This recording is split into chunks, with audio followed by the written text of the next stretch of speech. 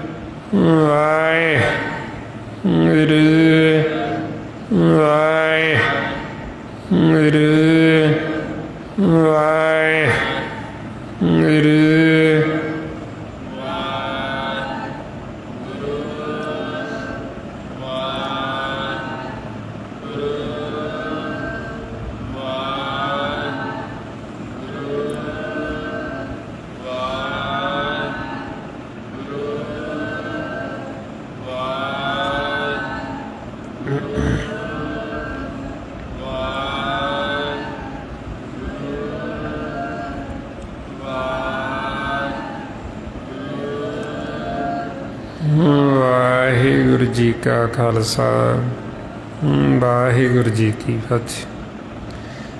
ਇਸ ਤਰੀਕੇ ਨਾਲ ਗੁਰਮੁਖ ਪਿਆਰਿਓ ਜਦੋਂ ਇਹ ਆਪਾਂ ਅਭਿਆਸ ਕਰਦੇ ਹਾਂ ਇਹਦੇ ਨਾਲ ਆਪਣਾ ਮਨ ਜਿਹੜਾ ਇਹ ਸੁਣਨ ਦੀ ਅਵਸਥਾ 'ਚ ਆਉਂਦਾ। ਜਦੋਂ ਅਸੀਂ ਵਾਰ-ਵਾਰ ਆਪਦੀ ਆਵਾਜ਼ ਨੂੰ ਧਿਆਨ ਦੇ ਨਾਲ ਸੁਣਾਂਗੇ ਫਿਰ ਇਹ ਸਾਡਾ ਮਨ ਆਦੀ ਹੋ ਜਾਏਗਾ ਸੁਣਨ ਦਾ। ਜਦੋਂ ਅਸੀਂ ਆਦੀ ਹੋ ਗਏ ਸੁਣਨ ਦੇ ਫਿਰ ਅਸੀਂ ਗੁਰਬਾਣੀ ਗੁਰੂ ਨੂੰ ਸੁਣਾਂਗੇ। ਨਹੀਂ ਤਾਂ ਹੁਣ ਆਪਾਂ ਦੇਖਦੇ ਨਾ ਸੰਸਾਰ ਦੇ ਵਿੱਚ ਉੱਧਰੋਂ ਤਾਂ ਪਾਠ ਚੱਲ ਰਿਹਾ ਹੰਸ ਤੇ ਕਿੰਨੇ ਕੁ ਸੁਣਦੇ ਨੇ, ਕਿੰਨਿਆਂ ਕੁ ਨੂੰ ਪਤਾ ਹੁੰਦਾ ਵੀ ਗੁਰਬਾਣੀ ਗੁਰੂ ਕੀ ਕਹਿ ਰਹੇ ਨੇ ਜਾਂ ਕੀ ਗੁਰਮੁਖ ਪੜ੍ਹ ਰਹੇ, ਕੀ ਸਾਨੂੰ ਉਪਦੇਸ਼ ਕਰ ਰਹੇ।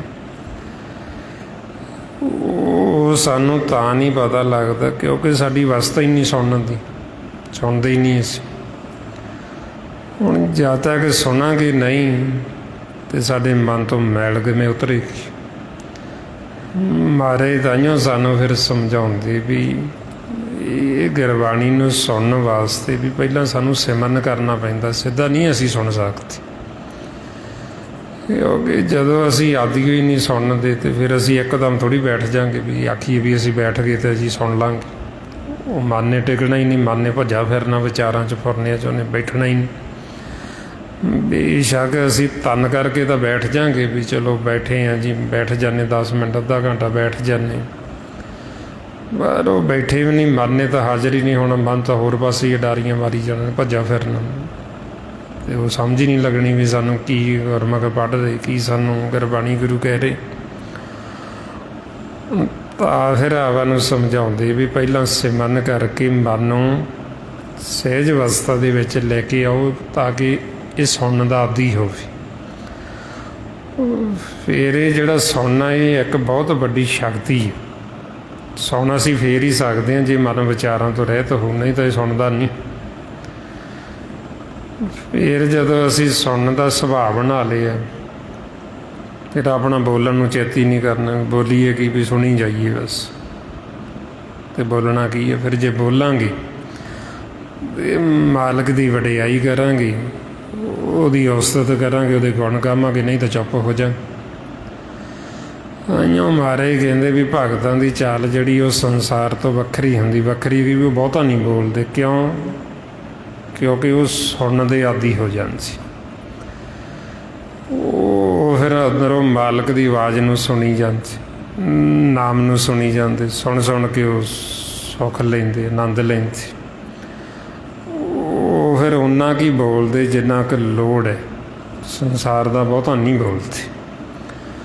ਆਈਓ ਮਹਾਰਾਜ ਸਾਨੂੰ ਰੋਜ਼ ਫਰਮਾਉਂਦੇ, ਭਗਤਾਂ ਕੀ ਚਾਲ ਨਿਰਾਲੀ, ਚਾਲਾਂ ਨਿਰਾਲੀ ਭਗਤਾਂ ਕੇਰੀ ਬਿਖਮ ਮਾਰਗ ਚੱਲਣ, ਲੱਭ ਲੋਭ ਅਹੰਕਾਰ ਤਜ ਤ੍ਰਿਸ਼ਨਾ ਬਹੁਤ ਨਾਹੀਂ ਬੋਲਣਾ।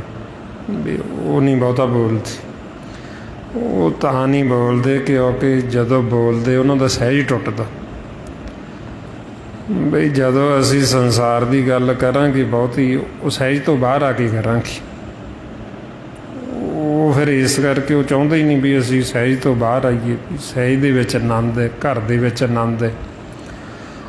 ਉਹ ਫਿਰ ਓਨਾ ਕੀ ਬੋਲਦੇ ਜਿੰਨੀ ਕੁ ਲੋੜ ਹੈ। ਲੋੜ ਤੋਂ ਵੱਧ ਫਾਲਤੂ ਬਾਹਲੀਆਂ ਵਿਚਾਰਾਂ 'ਚ ਸੰਸਾਰ ਦੀਆਂ 'ਚ ਨਹੀਂ ਪੈਂਦੇ ਵੀ ਅਸੀਂ ਕੀ ਲੈਣਾ। ਬਈ ਜੇ ਅਸੀਂ ਆਖੀਏ ਵੀ ਸੰਸਾਰ ਨੂੰ ਆਪਾਂ ਠੀਕ ਕਰ ਦਾਂਗੇ, ਆਪਾਂ ਆਪਦੇ ਆਪ ਨੂੰ ਠੀਕ ਕਰ ਲਈਏ, ਓਨਾ ਹੀ ਬੜਾ ਬਸ। ਸੋ ਜੇ ਆਪਾਂ ਆਪਦੇ ਮਨ ਨੂੰ ਜਿੱਤ ਲਿਆ, ਸਮਝ ਲਓ ਅਸੀਂ ਸਾਰਾ ਜੱਗ ਹੀ ਜਿੱਤ ਲਿਆ। ਇਉਂ ਮਹਾਰਾਜ ਕਹਿੰਦੇ ਨਾ, ਮਨ ਜੀਤੇ ਜੱਗ ਜੀਤ। ਬਈ ਜੇ ਮਨ ਜਿੱਤਿਆ ਗਿਆ ਤਾਂ ਸਮਝ ਲਓ ਜੱਗ ਜਿੱਤਿਆ ਗਿਆ। ਜੇ ਮਨ ਹੀ ਨਹੀਂ ਜਿੱਤਿਆ ਤਾਂ ਜੱਗ ਨੂੰ ਜਿੱਤ ਕੇ ਆਪਾਂ ਕੀ ਕਰਨਾ। ਸੰਸਾਰ ਤਾਂ ਹਰ ਸਮੇਂ ਇੱਕੋ ਜਿਹਾ ਨਹੀਂ ਰਹਿੰਦਾ। ਬਈ ਜੇ ਆਪਾਂ ਆਖੀਏ ਵੀ ਸਾਰੇ ਆਪਾਂ ਨੂੰ ਚੰਗਾ ਹੀ ਕਹਿਣਗੇ, ਉਹ ਜੇ ਅੱਜ 'ਚ ਕੋਈ ਚੰਗਾ ਕਹਿੰਦਾ ਤਾਂ ਕੱਲ੍ਹ ਨੂੰ ਮਾੜਾ ਵੀ ਕਹਿਣਗੇ। ਸੋ ਇਸ ਵਾਸਤੇ ਆਪਾਂ ਮਾਲਕ ਦੀ ਨਜ਼ਰ ਹੇਠ ਆਉਣਾ ਵੀ ਉਹਨੂੰ ਅਸੀਂ ਕਿਵੇਂ ਚੰਗੇ ਲੱਗੀਏ, ਉਹਨੂੰ ਅਸੀਂ ਕਿਵੇਂ ਪਿਆਰੇ ਲੱਗੀਏ, ਉਹਦੇ ਅਸੀਂ ਕਿਵੇਂ ਪਿਆਰੇ ਬਣੇ।